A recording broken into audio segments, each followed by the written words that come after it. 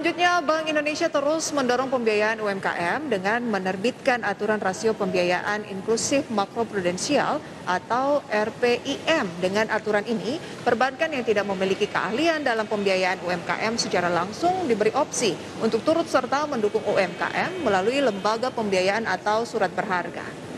Di mana pembiayaan RPLM merupakan rasio yang menggambarkan porsi pembiayaan inklusif dengan membandingkan antara hasil pengurangan nilai pembiayaan inklusif dengan nilai sertifikat deposito pembiayaan inklusif terhadap total kredit.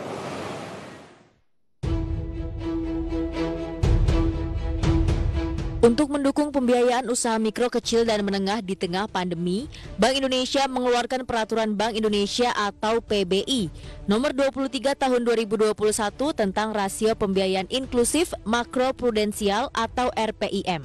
Pembiayaan RPIM merupakan rasio yang menggambarkan porsi pembiayaan inklusif dengan membandingkan antara hasil pengurangan nilai pembiayaan inklusif dengan nilai sertifikat deposito pembiayaan inklusif terhadap total kredit.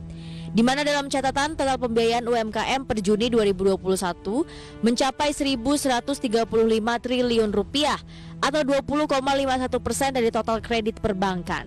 Dengan ketentuan ini, maka perbankan harus memenuhi RPIM 20% per Juni 2022, lalu bertambah jadi 25% pada Juni 2023, dan menjadi 30% pada 2024. Kepala Departemen Kebijakan Makroprudensial Bank Indonesia, Juda Agung pun menjelaskan bahwa opsi seperti penggunaan surat berharga dalam pemenuhan RPIM nantinya juga dapat diperjualbelikan di antara bank.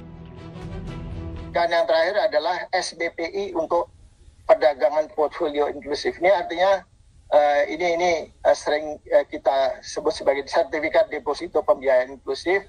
Contohnya adalah kalau bank-bank itu dia memiliki rasio ini yang jauh lebih tinggi daripada rasio yang diwajibkan, ya misalnya yang diwajibkan 20% dia sudah mencapai 50%, maka yang 30% ini kalau dia perlu dana, ya dia bisa jual kelebihan itu kepada bank-bank lain ya yang memang belum memenuhi target ataupun rasio yang diwajibkan. Di sisi lain, pembiayaan inklusif ini bisa dilakukan dalam beberapa opsi. Seperti pertama, memberikan kredit secara langsung ke UMKM dan rantai pasok. Kedua, pemberian kredit melalui lembaga jasa keuangan, badan layanan umum dan badan usaha. Ketiga, pembelian surat berharga pembiayaan inklusif. Dan keempat, pembiayaan inklusif lainnya yang ditetapkan oleh Bank Indonesia. Aturan RPIM ini diterbitkan untuk mereformasi kebijakan rasio UMKM yang sudah diterbitkan pada tahun 2015. Aturan ini diharapkan mendorong ekosistem UMKM dan akses pembiayaan semakin terbuka. Dari Jakarta, Raharjo Patmo, IDX Channel.